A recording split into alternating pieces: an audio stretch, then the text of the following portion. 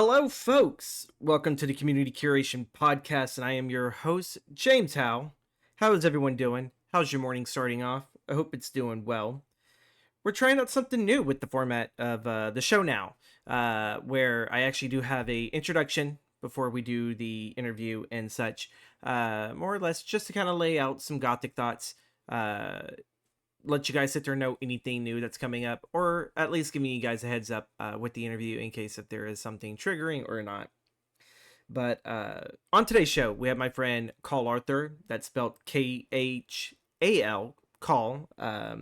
He's going to be on the show today. He's an author who started out ghostwriting, and he's currently wrapping up his very first novel. It's going through all the beta readers and all that other stuff so he can tighten up the final draft, and then he'll be publishing. More on that later in the show, as we get to sit there and discover more of that story. It feels new and refreshing doing this. It doesn't hurt to try new things, folks, and I've been doing that all this year long, trying new things, breaking out of repetition, breaking out of my usual style, and I'm not gonna lie, it's fucking scary. But it's also exciting. It's like, wow, I'm not doing the same old. I'm doing something new, doing something refreshing, and yeah, like I really enjoy it. And we can't progress. We can't progress in anything, whether it's like podcasting, writing, or whatever, without doing something that's gonna terrify the living shit out of you. I truly do believe that. Like anything that is gonna be great is gonna terrify you. And maybe I should be frightening myself a lot more often. But either way, moving on and everything. I don't know really where all that came from, but we're moving ahead of the interview. This is Khal Arthur. Enjoy the show, everyone. I even dressed up for you, Goth. Huh? I even dressed up for you. I got like a Oh, nice thank little you vest. so much. I'm still in PJs today. Like that's the day I'm having right here and everything. Yeah, I get you. It's I'm like over here, it's all like usually I always dress up for these. It's nothing against you. I'm all like, I want to be No, comfy no. today. I want to be comfy. It's all good, dude. It's all good. I'm just all like, usually I dress up, I look representable, I try to look like a professional, and I'm all like, Of course. not You're the today. consummate professional. Today we are in PJs, we are enjoying ourselves, folks and everything. We are here with Arthur Morgan. Oh, Khal Arthur, my bad. See, that's something I still got to get used to. You've rebranded your name, and I gotten Yep. so used to referring to you as like one of my favorite video game characters. Um, Hey, man, you could even lead into that. Why yeah, he's doing that? I don't mind, and I could be like, yeah, it's fine. And the reason why I named myself is this. yeah, So I'm ready to roll with it, dude. yeah. We are rolling. We are rolling. Oh, We're going with it and cheers. everything. So where did you get the where did you come up with the name Khal Arthur? Well, it's kind of a ode to my girlfriend as well, as Mm, Game of Thrones, one of my favorites, kind of show. So, call for Game of Thrones, but also, well, everyone knows me as Arthur Morgan as well, but so I wanted to keep the Arthur as well. mm-hmm. And the ode to my girlfriend is when we first started talking about meeting up together. She was going to come up here to Fan Expo, and she's a cosplayer.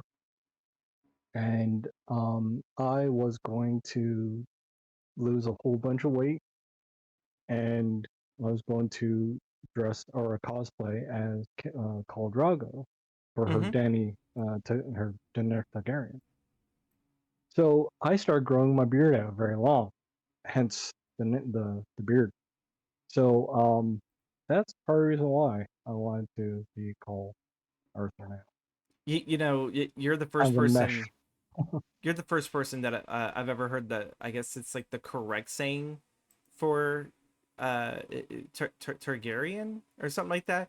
It's like Ah, yes. I read the name. I understand it's a Game of Thrones reference. I'm not a Game of Thrones Yeah. fan.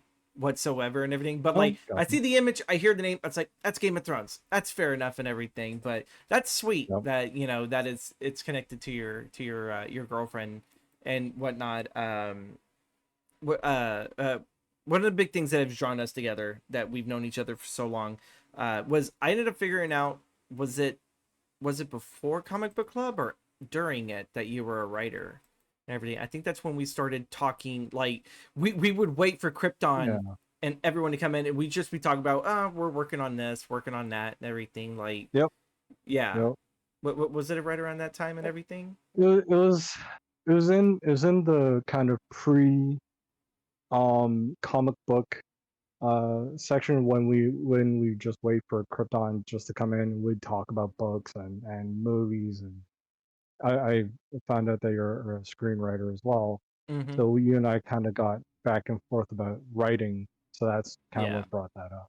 Because like there's one thing about me, even though I may not have written anything recent, it's like I just love talking the craft with people. I love learning how other Yeah. people work, Sure. because I'm all like, I do this weird thing, what's your weird thing, like, how do you spin this, because like no matter what, if you try to explain the writing process to a sane person, they're going to be like, it's like it's totally different what we learned in high school. It's like, yeah, because you figure Yeah. out you figure out your own shtick, you figure out what you got to do in order to do this. But how long have you been a writer? How long have you been doing this?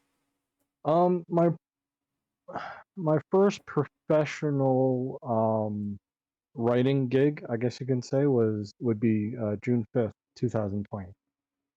Right. So relatively recent. Okay. I was a ghostwriter for a company in Singapore.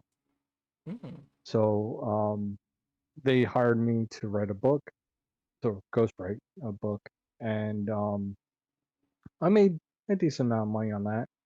And they published it under a new title, but I they won't tell me the title for it.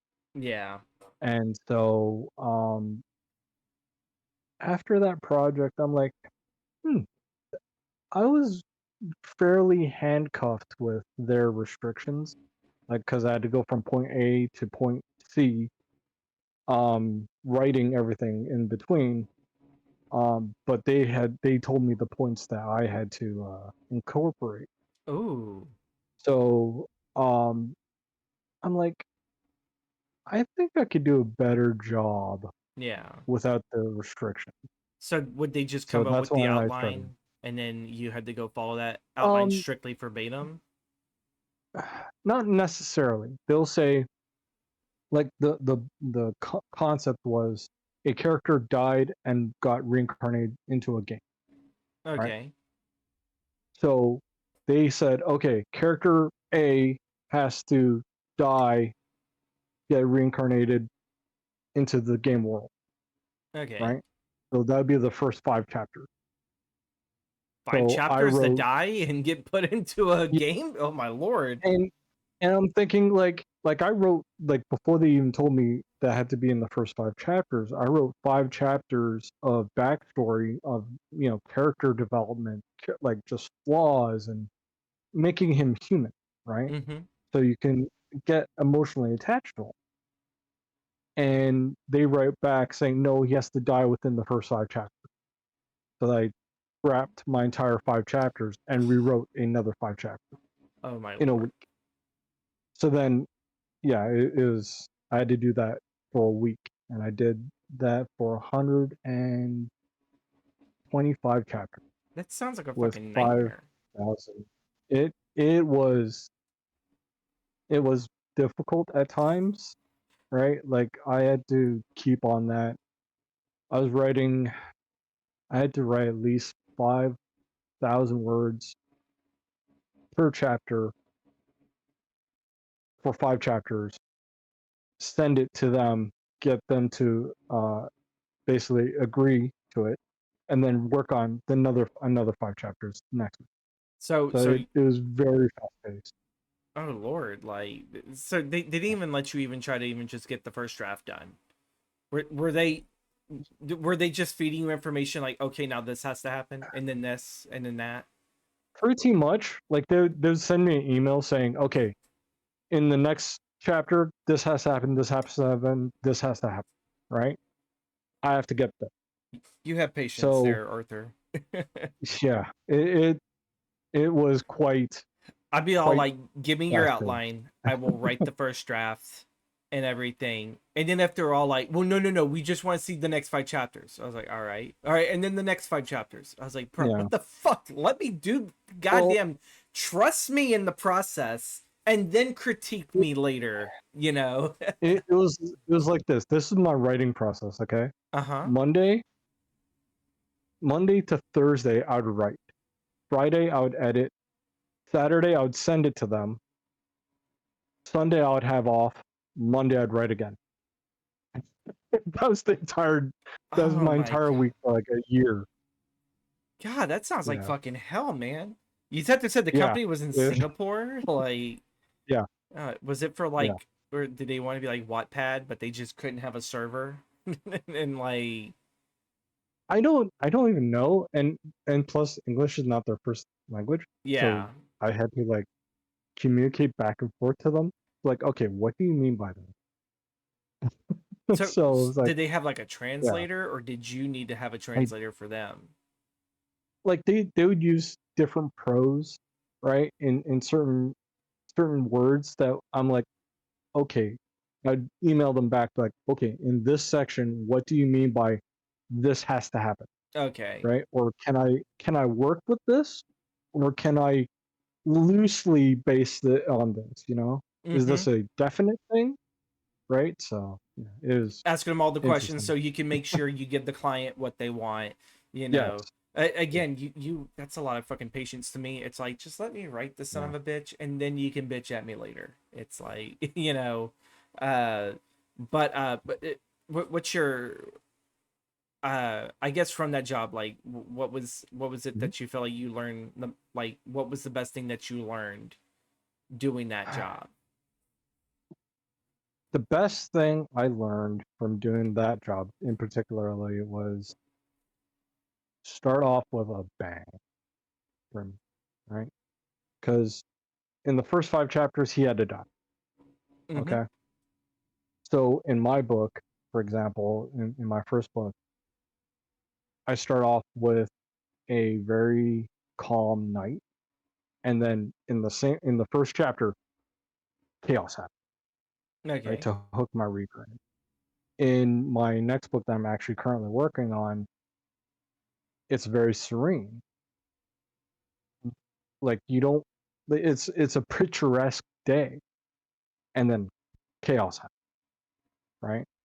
Because I want to engage the reader and like, oh shit, right? Kind of Yeah. like what Game of Thrones did as well. Like anything could happen at any moment, Okay. right? So yeah, I'm kind of like a Stephen King guy, so I just like to slowly go in and not wait yeah, until the call of action till like you're 23 chapters into a book, and you're like, ah, yes, now the adventure is starting. You know, yeah. unless it's the Dark Tower, then yes, that's exactly what I get. It's Yes, like the I Dark love Dark. Tower is one of those Love Dark. ones where it's kind of odd that it comes from King, and like, the Dark Tower has like one of the best opening lines, that even though Mm-hmm. there is no gunfight or anything going on, it's just that one line is that kick in the Yep. door of like, here's where we're at now. This whole short story, at least a good few pages of it, is just a man walking through the desert, Yep. fiddling through burnt twigs, and then he comes across a hut where he believes the man Yep. in black's at. That's all what it is. And then he tells the He story finds of Jake. yeah, Yep. and then he tells the story of the Battle Yep. of Toll, which to me has to be some of the best literary battle for one man fighting an entire village, even getting stabbed Yeah. in the thighs by children with forks, and it's all like, Yep. ooh, it's all I like, yeah. remember that. So, Well, one of the things I do love about writing is I will ask myself questions as if I'm the reader, right? mhm, So, in for example, like you said, the Dark Tower series, why is he following the Man in Black? What is his purpose in finding him? What is he going to do when he finds him? Right? Like, who's in his path to find him? mhm, Right? So, I like asking questions with my book, and in kind of like my first book, the kind of underlying question is to actually parents who read my book is, what are you willing to do for your child? Mm. Right? Setting up What those is narrative that line? questions and the theme. Yeah. Yeah. Like it's asking, what is the line you're willing to go to, and what is the line you're willing to pay? What is Okay. enough? What would you call enough to do for your child? So Is that's that one of technically just like the question you would ask for Charles Bronson's character in Death Wish? What would you yes.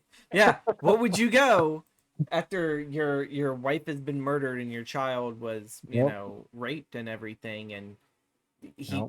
went on a killing spree and everything with every crook. Exactly. Uh Exactly. do you have a specific genre you like working in? I love fantasy. I love fantasy and flawed characters, right? Mhm. Um, that's my wheelhouse. It's usually, like, for example, my first book is in medieval fantasy, Mhm. medieval historic fantasy. My current book is a crime thriller based in modern day fantasy, right? So that's my baby. That's Uh my moment. would you like to share what's the title of your book? Like, do you have a working title if you want to share? The working title for my first book is A Father's Promise, A Father's What? and I current A Father's Promise. Okay. And my second book, I don't have a title for it yet, but it will come. Is it Yeah. supposed to fall in line with the first one? No, actually, these are Okay, two okay, separate separate. stories. Okay. For my first book, I do have a planned follow-up for for if slash hope it gets picked up and The father's promise, and the a next is the success. Yeah. mother's betrayal. I don't know. Something totally opposite. Maybe. uh, So yeah. what's your favorite fantasy book before we move on to the movies? What's your favorite fantasy book? Um, Actually, I have them right here. It's by Patrick Rothfuss. Uh, the first book's called The Name of the Wind, Okay. and the second book is called The Wise Man Fear. And pull them out and I can show you. Yeah, I've never heard of any of those books. So these are mine. Okay, so And you know what? The Name of the Wind, I think you have shown me this in a yeah, voice call before, because the cover looks very familiar. Gives me Joshua Tree vibes from YouTube. yeah, For any yeah, of for the sure, YouTube for sure. fans listening and everything, it's like, yeah, Joshua Tree. I know that album. So that's the only good one I listen to. Um, but yeah, I need to get into some really good fantasy. I feel like a lot of my stuff is like at what was at one point contemporary horror, but like now Mhm. it's period piece, because like I'm currently reading. Oh crap, where the hell's it at? Oh, here we go. Because you whipped your book out, I'll whip my thick one. Oh my, Yeah, right. It's King. It's King Bind. Salem's Lot. Like, nice. I like that and Yep. everything. And I kind of used to what was it? After reading the Vincent Price biography, um, Mm, kind of pointed love out him. that it seemed like a lot of the stories I enjoy are definitely like fantasy horror. Hmm. Because like when people like ask like, what do you think about these horror pictures, and he's like, oh well, I think of them as more fantasy, because it's like the true horror is like war and famine Yeah. and all this other stuff, like the real life horrors and everything. And so for them playing like these gothic characters that I adore so much, it's like, they're more fantasy, they're not really based in any truth. With there's some grain of truth in there, but it's all mostly like, I guess I don't want to say hoopla, but Right. Price has made me really kind of rethink. It's all like, oh well, my gothic horror is just fantasy horror. It's just really fucking dark. Right. It's dark and it's very psychological and everything. Yeah. So it's all like, oh well, like hopefully one day I can sit there and get a book written like that and everything. Um, I bounce from way too many damn titles. Sooner or later, I gotta focus on one, so I can at least Hmm. publish. You know, Yep. For sure. because sooner or later you have to publish what the fuck you write. Yep. Yep. And with that, That's actually in the. Go here's ahead. our terrible turnover to our films, because I don't really know. We could talk about books. constantly. That could be the Yes. entire fucking goddamn podcast. We could talk about books and everything. So here we go. The good old gothic swing around of, and now movies. Brilliant segue. Brilliant segue, Brilliant sir. segue, right? That's so gonna give me a fucking podcast award. Brilliant segue. Bryan Singer's The Usual Suspects is one of the first films we're gonna talk about. Um, hard take. I don't really see what's so great about this film. And there's a few like, it's not me hating on Bryan Singer's, even though he's kind of a terrible person, for all the shit that's came out, Yeah. as of recently. But to Yeah. me, my introduction to Singer was X-Men. Yep. And then Superman Returns, and then I believe there's probably Mhm. been like a couple other Singer ones that I've seen. So when I saw this Usual Suspects, I can't say the entire thing was terrible, but there were enough that grabbed me that I was asking questions of, oh, I thought this was good. I thought that was good. Yeah. Everything else in between just did not latch onto my attention. So why did you pick The Usual Suspects? Well, I actually watched this movie in college, right? It was for one of my classes in storytelling, actually. And the the teacher prefaced this by saying, I'm going to tell you one thing. All you will know is some people died on a boat. At the end of the movie, all you'll know is some people died on a boat. It's up to you to make your own connection, right? Okay. So I went into, I'm like, what kind of movie are you making that you'd have to make your own connections for? Yeah. Like, that sounds stupid. That's a horrible premise, right? But then you start watching the movie and you're like, okay, where's the boat scene? Oh, okay, there's the boat scene. A whole bunch of people are dying on a boat. Well, that was true. What else is true? And you have to decide what is being true, as well as it's a take on not knowing if your narrator is actually telling you the truth, right? Yeah. So, did all these people just die on a boat, or was it all made up? And what truth is being what truth is being put out there that you have to wade through all these different lies that happen to find it, right? Yeah. So that's also kind of like a gigantic mind job. So I kind of love that kind of interesting take on this movie particularly, and that's why I picked it. Yeah. That's your take. Like, so much of me really want to enjoy this. So much of me really, really did want to enjoy this. But also too, to pick up, because it took me a bit for my brain to connect. There was a question in there in which you asked, it's like, well, what kind of a film does that? I was like, you mean what kind of a film makes you want to ask questions as you're progressively watching the film? It's like, I think that's the intuitive, like that's the whole purpose of the film is it's kind of almost like an audience participation of all like, well, what's gonna happen next? What's gonna happen? I think this is gonna happen. Oh, but that happened, and um, so yeah, like to me, it's all like, I don't know. You know what? Maybe I was just not in the right mindset to watch this and everything. Because you know what? There's been a lot of really great films. I've watched it and people are like, oh, it's fucking great. It's fantastic and everything. And I'm over here. It's like, this sucked. A few years later, oh, I understand what you loved so much about it. And you're like, what the fuck was wrong with you then? And I was like, I don't know. I was stupid. I was like, it's like, it's just trying to understand it.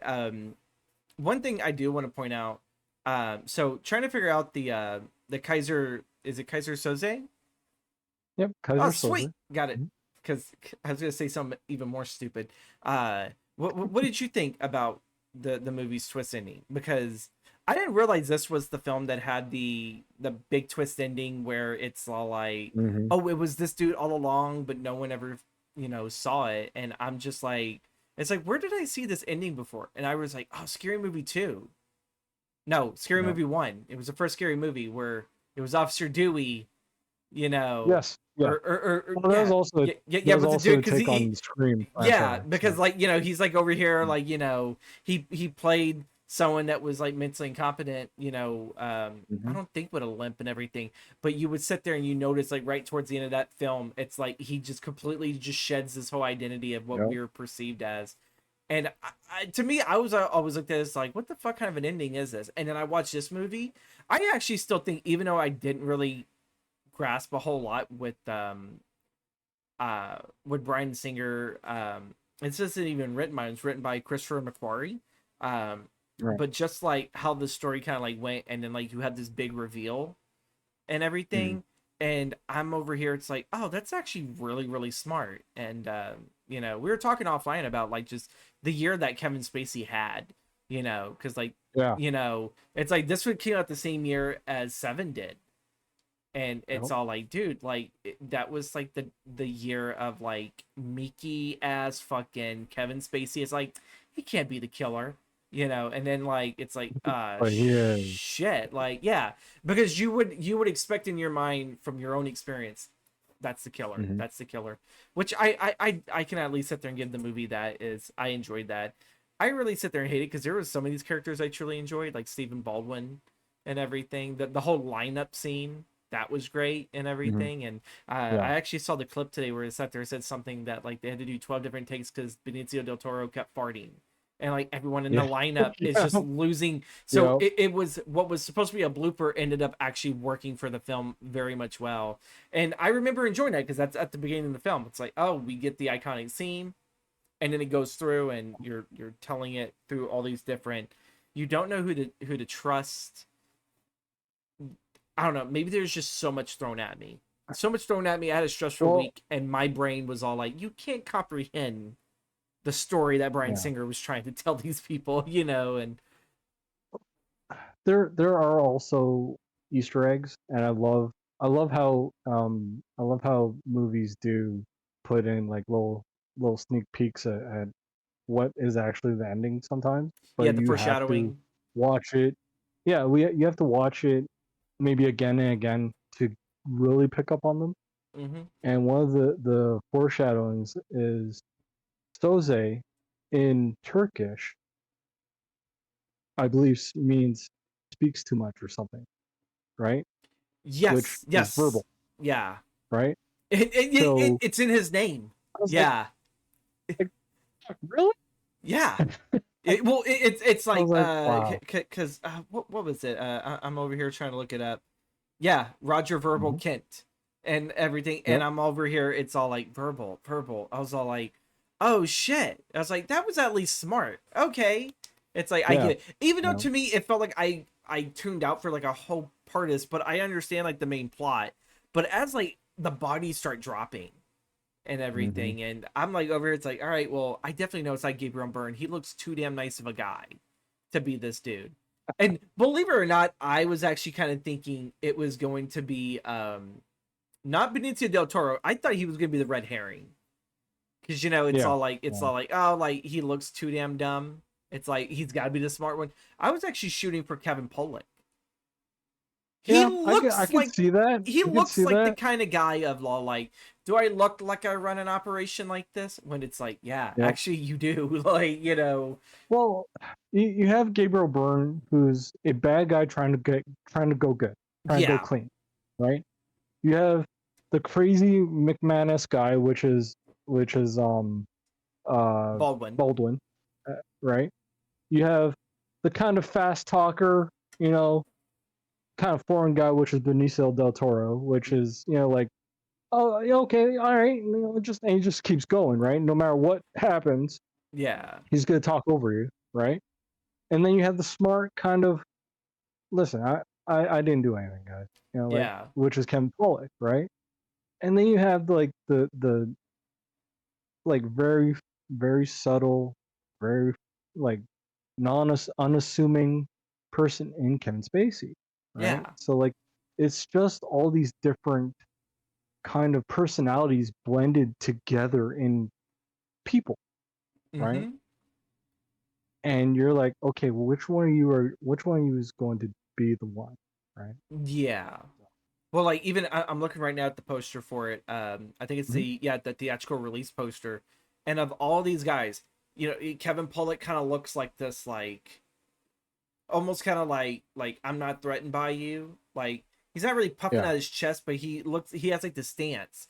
And of course Benicio looks like, ah, I'm cool, I'm cool. But yeah, you look at Kevin Spacey, and he's like the one dude that's kind of not wanting to be in the spotlight, which is how Yep. Kaiser Soze works and everything. It's like, Yep. you know, and now looking at this, just even looking at just the publicity stuff, it gives it away.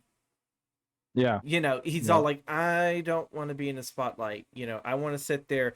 Even whenever I think he even does his delivery of like, um, what is it? Give up the car, cocksucker, or something like that. Yeah. And like Yep. how even Give Stephen up the Baldwin, cheesy Stephen cocksucker. You Stephen fucking is cocksucker. super Yeah. loud about it. He's very animated, and then Benicio Yeah. just smiling like, oh god, I can't read this line now. Like, but like um Kevin Spacey is all like, give me the car, cocksucker, and like Yeah. that's just it. And it's all like he even makes sure you don't really hear him, because Yeah. even going back and kind of thinking about that scene, the last person I think I actually hear wanting to sit there and speak that line as what it is Gabriel Burns' character, who is like right next to him and Yeah. everything.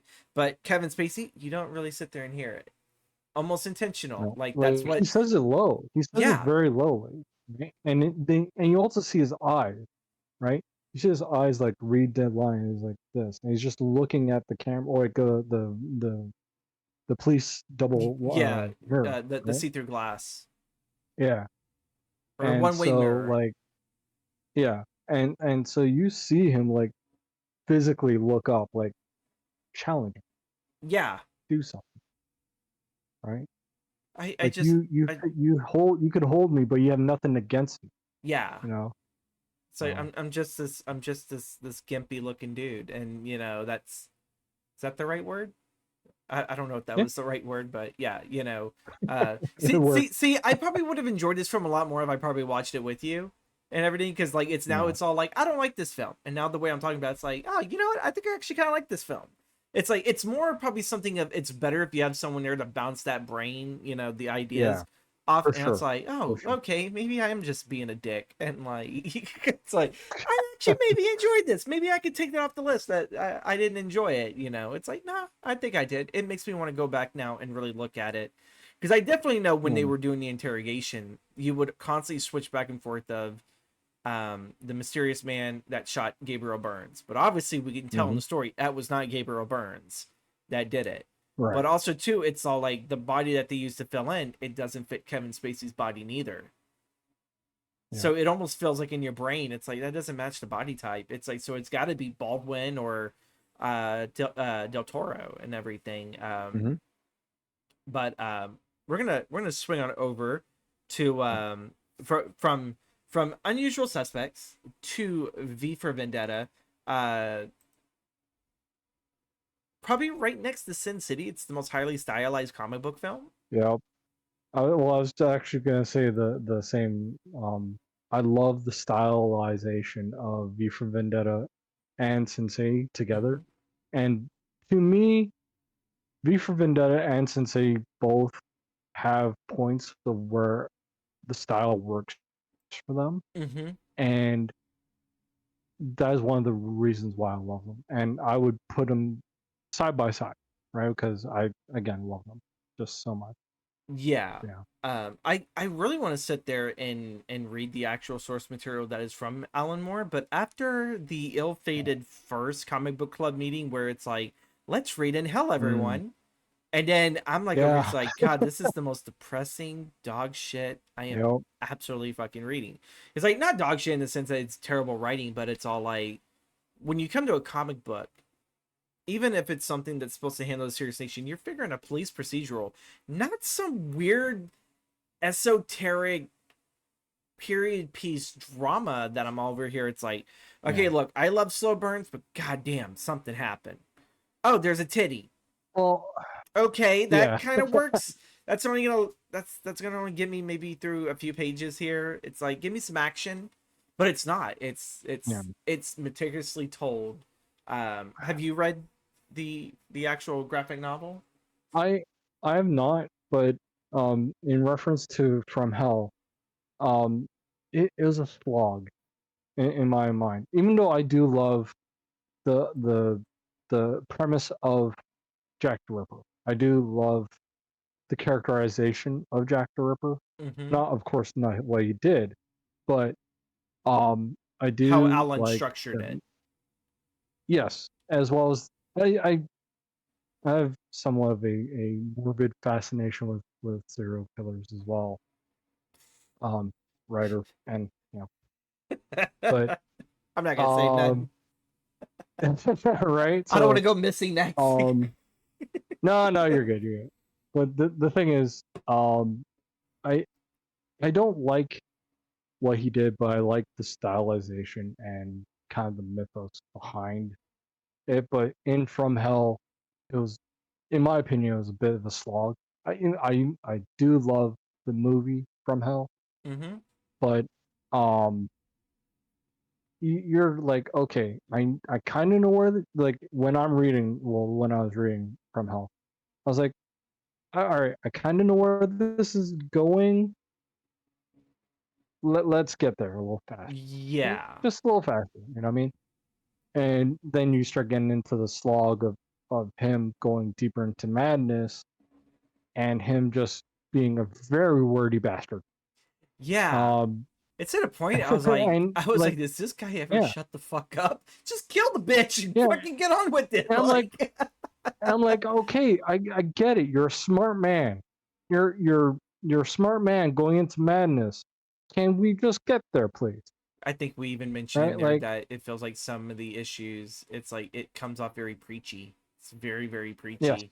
And I'm yeah. all like, it's kind of said that that's like my first Alan Moore piece that I've actually read. Because Mm. like I've never read the anatomy lesson from Swamp Thing. Because Oh, really? well, I think Alan started a little bit before that, but like his big story Gotcha. contribution was the anatomy lesson. Um, I've always been curious about reading Watchmen, but after seeing the Mm. recent Warner Watchmen's Brothers good. animation thing, I was like, God, this is so depressing. I don't know if I really want to fucking read the book and everything. Yeah. It's like, cause with just how it's so easy for me to like, I can grab a character to empathize with, and if they're super super depressed, I will fucking Hmm. fall down that rabbit hole quicker than ever Yep. and everything. And I Yep. felt that reading, from Hell that I just told Krypton. It's like, I know I'm the one that practically offered this. Can we read something a little bit more lighthearted? It's like, this is Yeah. fucking dark and I want to tap out and everything. And then I think that's when we read Old Man Mm. Logan. I was all like, Yeah. pretty dark, Yeah. but lighter in tone, Yeah. Yeah.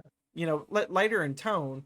But V for Vendetta, I feel like it is one of those stories because we're gonna reel it in here after that Mhm. out of nowhere fucking side story. Get used to it, folks. If you guys have been here since the beginning, we fucking do it a lot. Um, I really enjoyed a lot of the. I'm trying to sit there and figure out a lot of the structural of how it just tells the story of like you have this one character that kind of seems to be picked out by V, and we watch Yeah. her whole story, and then we sit there and we see Phoebe. how, Yeah. even though I think it was supposed to be like McCarthyism is what that the comic originally was, but like they kind of figured Mhm. like, oh well, people probably won't really understand it, so we'll hit more of the 1984 fascist regime. Either way, Yeah. it was all kind of colliding into that.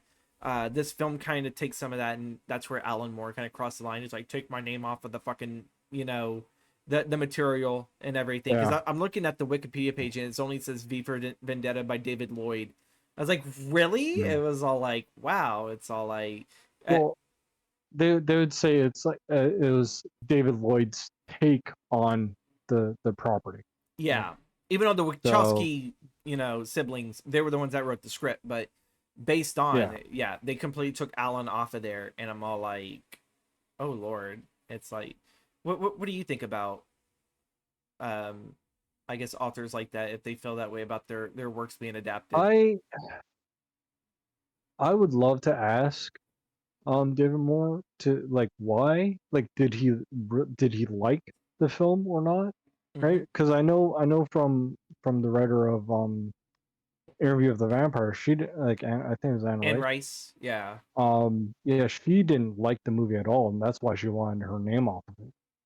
Really? Right? So yeah, she hated that movie, Like and she said she didn't want to be associated with the movie at all, and that's why she wanted her name off. Okay. So So that's what I would love to ask him. You know what I mean? But for me, if let's say my book is to be made into a movie, I would personally want to be on set. Like, okay, this is what I okay. had envisioned for my movie, Mhm. right? This is how I envisioned my book, right? Um, so I'd probably talk directly to the director Mhm. and like put things in. So I would be proud to have my name on the movie, right? So again, I would never know, like I wouldn't know why he would do that. You know what I mean? You would you sit there and kind of have it where I guess like if you sold the rights that I know that there are some authors that get the offer like King Mhm. does of it's like okay sweet we sold this you get a little bit more extra money because we offered you first I guess it's like your first you're the first one to try to crack it and put it into a screenplay form. Like Right, would you want to sit there and do right. that, you know? Yeah, Or would you yeah. I kind of oh, throw it in the faith of some other dude of like you may not even know? um with I mean from I know for myself, my book can be very easily taken into a screenplay, Okay, right? So I could like I even have a book about writing screenplays, right? So please tell me it's not Save the Cat. um no, Oh, it's thank the God. complete screenwriter's manual. Never heard of Um that one. but it's literally right next. I So go ahead. oh no no continue. Oh, so I'm with my book, I'm very descriptive Mm-hmm. of my characters. So it could be very easily translated to a film. Okay, So with that being said, I would again prefer to be on set and talk to the director. So if someone came to me like, hey, we want to make a movie out of your book, I'm like, great. Where do I sign? Because I want to make sure it's good. yeah, Yeah, yeah. all right. So why did you pick V? What was it about V that stuck out to you? I love the whole fact that he's never really named. He goes by a code name. He doesn't Mm-hmm. even know his own name, right? Mm-hmm. He's this question mark to everybody except for Evie, who breaks through that kind of thing. Yeah. Um, you don't see what's behind the mask. It's all every emotion is delivered through tone, through action, through the way he speaks. He's very brilliant, and Hugo Weaving did an amazing job of just directing his emotions through tone Mm-hmm. and just the way you don't even know what he's looked like underneath the skin, underneath the mask, and you don't even know who he is. I don't even think he knows who Like he the whole is. fact, exactly. Like in the movie, he goes through the process of being burnt alive, basically, Yeah. and then surviving. And he said the narrator says the man in the room 5, V, and you see the V Yeah. symbol, um, felt like stopped knowing who he was, right? Mm-hmm. And that's where he got the name V, right? So it's I kind of also like with the usual suspects, you don't know who your narrator is. You don't know the Yeah. truth of your characters. You like it's very hard to pick up what is your character's truth in this person, and all you know is his motive. He wants to blow up Parliament. Yeah. Why? Why does he want to blow up Parliament? It's a symbolic meaning, Mm-hmm. right? Because you can have Parliament anywhere you want, but it's the symbol of Parliament what he wants to destroy. Yeah. Yeah. And when you go back when you were talking about, his whole identity, would it even Mhm. that even though he kind of calls himself V, do you feel like that's at a point where he feels like he is not a man anymore but a symbol? Which, Well, even he even says that, yeah. right? When Creedy has him, when he has Creedy in his hands, right, and he's choking him out, Creedy goes, "What are you?" And he's like, "What's beneath this visage is not a man. I'm a symbol, and symbols cannot die." And That's I right, because I think fucking love they that. no, because I think I do remember that one in it's something about like an idea. It was Yeah, and like it that was it. involves, That was it. yeah, I am it's an idea, and I ideas cannot die. yeah, Yeah. and everything. And I'm like over here it's like because there's no way I could paraphrase it because I'll just bastardize the living shit out of it. Yeah. All my guests have known anytime I try to paraphrase anything, I was like, wow, I really bastardized that. No matter what no matter how many times I've watched it or whatever. But yeah, I remember it's like I'm an idea, something like that. So, um, and it definitely sit there seems like he tries to do the same thing with Natalie Portman, but I definitely feel like she still comes out more of a different person, but not so much of an idea, maybe more of a symbol. But Well, she never yeah, goes through nearly the extreme stuff of what he went through.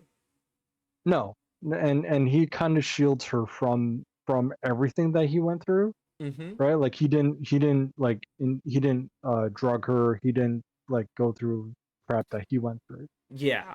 And you and I kind of talked about this off camera that with Natalie Portman being from Israel, Mm-hmm. that there was very like a lot of connotations from World War, you know, the war with Hitler, Yeah. concentration camps, Auschwitz. Like there's a lot of comparisons That can be that that made fascism, in this movie. because the whole Yeah, film is all about that. It's like I think they refer to it from what I'm looking at, it's ultra nationalistic North Fire political party.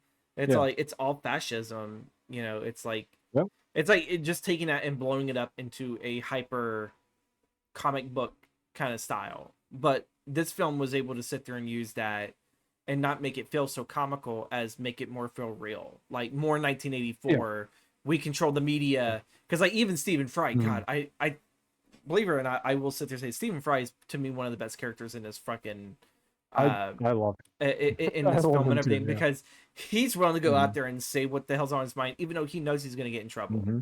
and everything. Oh yeah. And he feels like he is 10 feet tall and bulletproof and that they won't touch me Hmm. until they send kind of the secret police after him and Pretty. Yep. yeah Hmm. and they take care of him and everything and essentially yeah you look at it, it's the same thing that happens to uh is it Evie and Evie. everything Evie's. Evie Hammond, she goes through the same thing but I don't think we find out what happens to Stephen Fry's character. I think it's just left up that Yeah. Gordon You Dietrich do. died. No. No. You do find out what Okay, happens. No. it's been a while He since gets I've seen this film. bagged. Um. He gets bagged by Creedy and his goon squad. Mm-hmm. Taken out back and murdered. And his body's casket or his body's thrown away.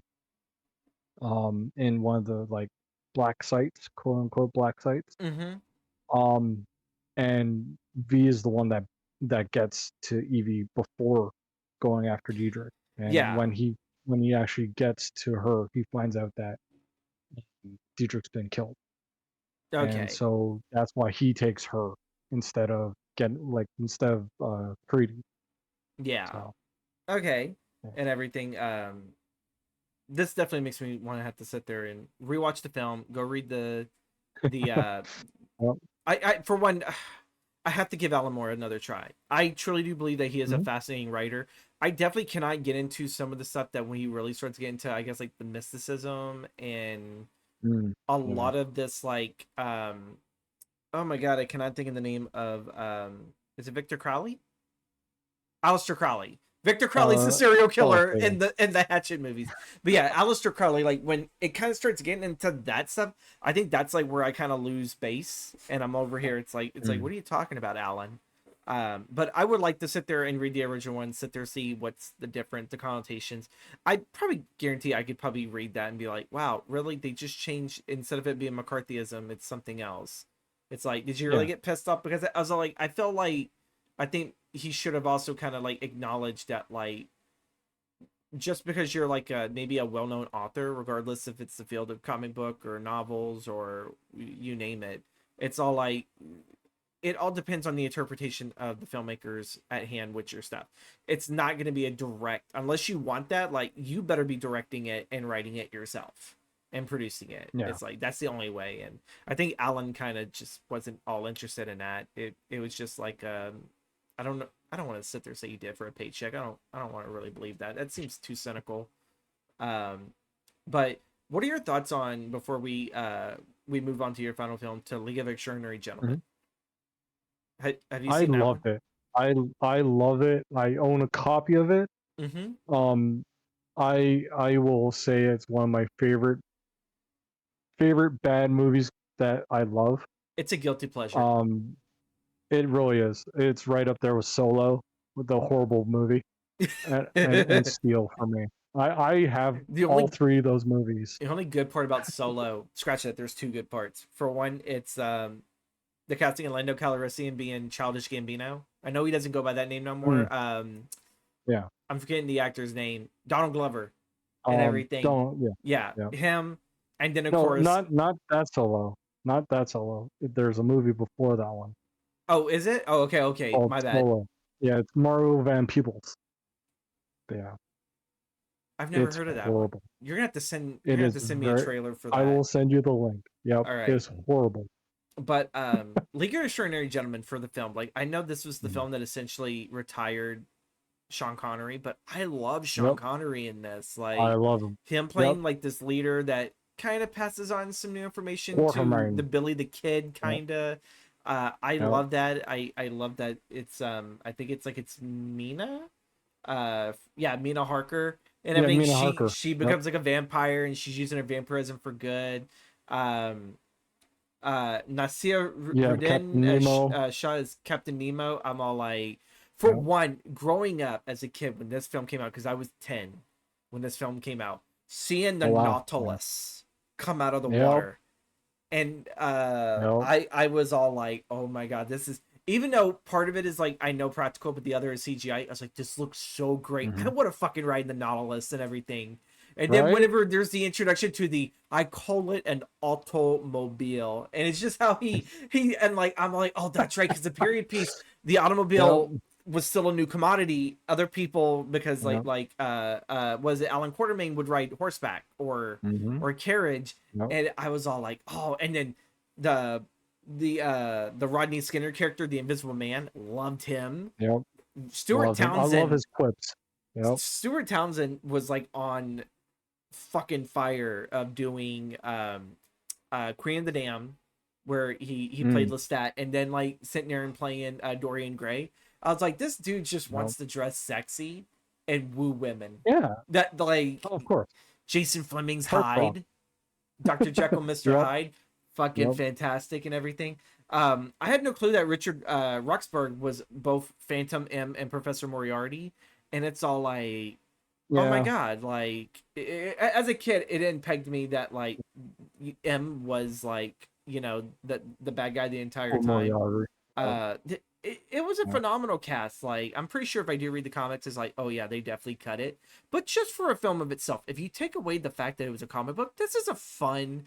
If you love a lot of those pulp stories and the Penny Hmm. Dreadfuls, it meshed it Yep. so fucking well, and I absolutely adore it. I just needed to sit there and I was like, do you love that? Is that your guilty pleasure too? I Um, I love I love that movie. I feel like not a lot of people sit there and talk about this movie enough. It's fucking great. For as cheese as what it We is, might have to. Yeah. But it's fucking fantastic. Um, God, it's so early 2000s. Because like I think the year yeah. Oh before yeah. this, that's where you had Blade 2 come out, and like Yep. you, all those Yep. fight scenes with the like the gung fu, whatever the hell you want to call it, and then how this There you film. go. There's my Yeah, boy. yeah, there it is. There's Blade and everything. Some motherfuckers are always skating, or what, ice skating uphill. Always trying to skate uphill. Yeah, there Yep. you go. I could never sit there and get that line down and everything. And it's funny that Deadpool and Wolverine, they make that his Mm-hmm. catchphrase. I was like, when did that become his Yep. catchphrase? He only said it once. It's like and Exactly. he only said it in the first film. It was like, but they make it sit there and seem Yep. like that's his catchphrase. Blade has to have a catchphrase, and it's all like, even I was like thinking, because I've read some of the early Blade stories from Tomb and Dracula. I was like, he doesn't have Mm-hmm. a catchphrase. He doesn't have like a it's clobbering time or whatever. It's like, No. No. yeah. Yeah. But we are going to We might have transition. to jump in a yeah. We might have to jump into a Discord movie night and watch League of Extraordinary Gentlemen. You know what? I'm like, even we're recording. I'm looking this up. Shit, it's not on Tubi. Sorry, Tubi. I Get League yeah. of Extraordinary Gentlemen. I wish to see Alan Quatermain. Yes. We're gonna sit there and wrap this episode with our final film because we're already talking about comic books. We love comic books here. Yep. We love really good storytelling, and I felt like a fucking idiot because looking this up, I did not realize this big fucking actor was in this fucking film. We're talking about Logan. We'll sit there and we'll have Arthur over here tell us why exactly he picked Logan before I dropped the biggest like how the fuck did I not? It's like I've seen this movie quite a handful of times, and there's this one actor's like, why didn't I click to this? But why'd you pick Logan? Well, first of all, Wolverine is my favorite X-Men character. I have comics of his origin story, of his ending. Like I have so many comics. I have over 50 comics of just Wolverine. Mm-hmm. Personally, uh, just the pacing, the self-sacrifice, the he finally has something to drive himself forward, Mm-hmm. right? Even though like he's he's never really had a family other than the X-Men, Yeah. but then he's at the end of his life basically, and he's taking care of Charles. He's humanizing himself. He's getting older. He can't keep going, and then Mm-hmm. he finds Laura to and who's basically his daughter, quote unquote, his Yeah. daughter. Um, and he's like, just okay, I have to make sure she's okay. You know what I mean? And then you have like the foreshadowing from the Wolverine, where um Oriko says you're gonna die with your heart in your hands, right? Um, which is a callback or call to this movie because he ends up dying with Laura in his hand, his Yeah. heart, His heart. right? Yeah. And I'm glad you pieced just that together. I don't remember I jack shit love of the fucking I Wolverine. I only fucking remember love the it. bullet train. That's it. That's all I remember is the bullet train. That was Yeah. and that was the thing that they sold everyone on that fucking movie trailer. Yep. It's all like, yeah.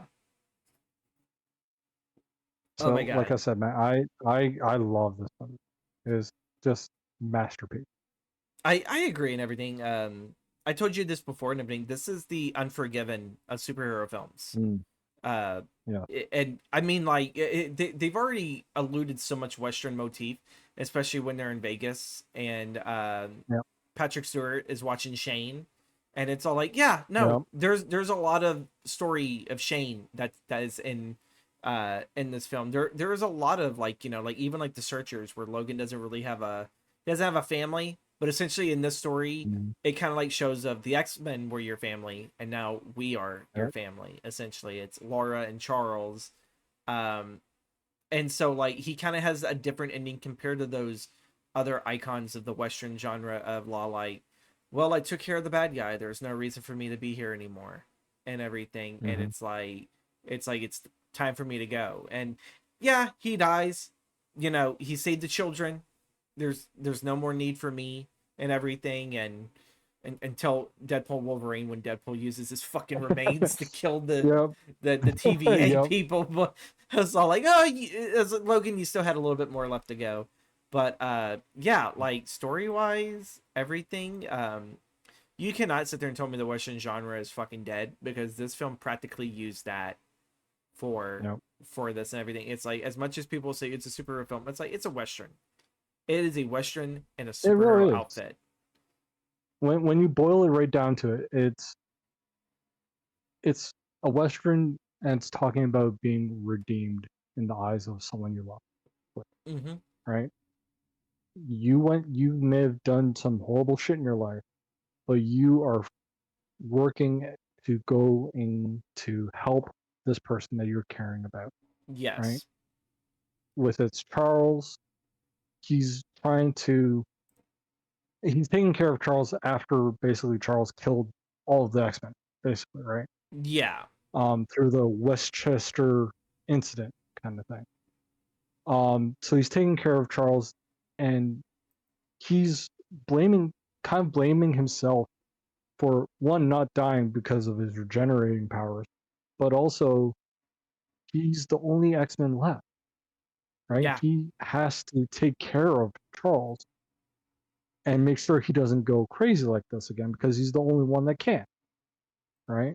Yeah. And so he's sacrificing his basically his life for that, his family, his father figure.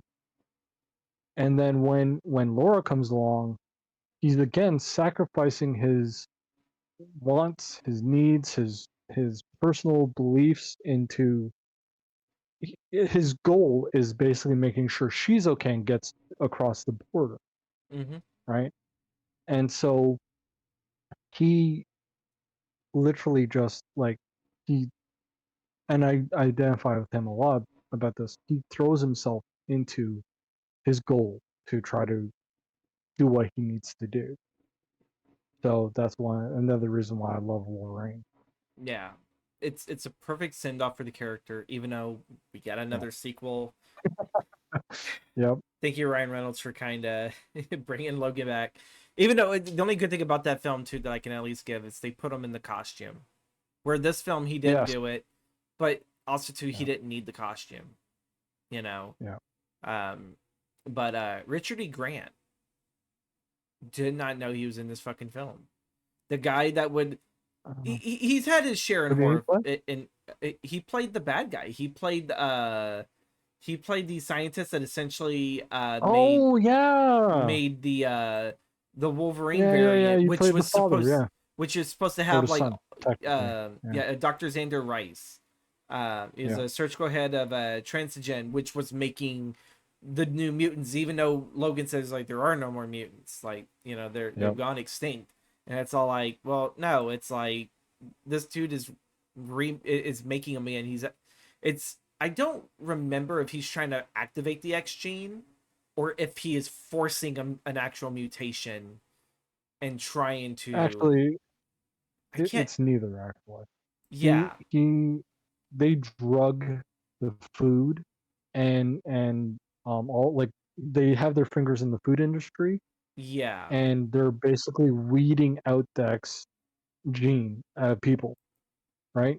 yeah. And then they're breeding mutants as children to make them Soldiers. soldiers, Yeah, and yeah, to under their power basically. yeah. So Because yeah. currently they have the Reavers, which is headed by Yeah. Boyd Holbrook as Donald Yeah. Pierce. Um, and I gotta sit there and say, like, the CGI for that fucking film was phenomenal. For the minimum Yeah. amount of CGI that they used and everything, the CGI in there was freaking phenomenal. The story is amazing. Before we wrap it up, I really do want to ask, um, do you think that they should have had Sabretooth be the final fight that Logan did? Or at least have Sabretooth be somewhere along the lines of maybe he is a villain that pops in throughout the film, but maybe he could also be turned. and it could have happened that maybe he got killed by this Wolverine variant and everything. I I would have liked I would have liked to either had a mention of Sabretooth or have him be to a point where like him and Logan are at the same age where they just can't fight anymore, Mm-hmm. right? And Logan says to him like, "Listen, man, we we're getting too old for this. We can't fight. We can't fight anymore, That's right?" asking for a Lethal Weapon sequel. And We're getting too old for this yeah, shit. we're getting too old for this, Logan, and just like and have them kind of bury the hatchet there and Yeah. go their separate ways or something like that, right? At least have that little cameo or something of Sabretooth. I would love that. Yeah. Um, They or had or the even deleted scene where they mentioned that because I think there was a comic that had Wolverine and Sabretooth fighting, and Daphne right, Keene was asking like, well, what happened to him? And he's right, all, yeah, I think Logan had a pass off comment of like, like, oh, he's somewhere, you know. yeah, So like I think they left it open that Sabretooth could have been out there. And maybe yeah, if like they did do a sequel to Logan where it was just like Laura, they could like yeah, easily have had it where like, kind of like almost like a like how the Telltale series of The Walking Dead season 2 they had it where Clementine is without Lee, right, but she meets Kenny, right, and Kenny isn't yeah, all there in the fucking him head neither, and it would have been something as Sabretooth of all like is like, oh well, I can just kind of corrupt this child, but at some just point, just thinking about it, I would love to see um Wolverine and Sabretooth together and then going to fight X-23 yeah, or yeah, it's yeah, 20. no, the X-20, the I think it's younger called 24. the younger one. Yeah, let's go with that. I don't remember off. Um, so I would love to see them going together, like standing side by side. Yeah, Um, like what they did going to in fight Origins when they X-24. fought Deadpool. Yeah, kind of, Yeah, right? But then I would have, if I was writing it, I'd have Sabretooth go, "He's mine. I want to prove that I could take a younger you," and throw Wolverine away and just run at him, yeah, right? I would love that, and then he would just get killed, yeah, right? And then Logan's like, "Shit, okay, we got to fall back or something," yeah. and have the rest of the movie. I mean But I would love that. that whole scene in the clearing, they could have easily had it where Sabretooth was aiding Daphne Keene's, Yeah, X-23, and while Logan is trying to deal with this, and Logan gets his ass beat, and then Sabretooth is all like, "You're getting too fucking slow for your age, old man," and then yeah, yeah, he would no, try to. It's like, I got my pride here, you know. At least then it would have probably have also have impacted if he would have popped up every now and then, or maybe been the mhm, replacement for Charles after Charles dies and everything, that like, oh, like, Sabretooth yeah, is kind of close to the Canadian border where the story is yeah, going, and they could have easily kind of yeah, like had something where, you know throughout all the years maybe there's still some animosity, and he could toy with Logan of all like, I could kill you right now,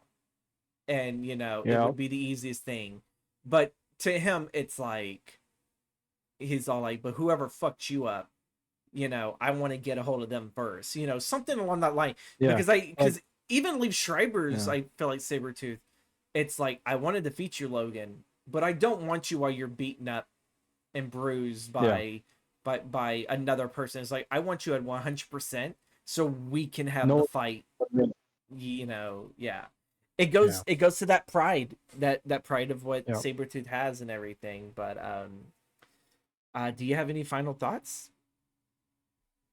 Just absolutely beautiful. I love how they ended it, like the ending, like Mm-hmm. when she is crying and saying "Daddy," Yeah. right, or "Papa," or whatever she says. Um, just tugs at my heartstrings Mm-hmm. every single, It's a and waterwork I, scene. I love it. Such a good movie.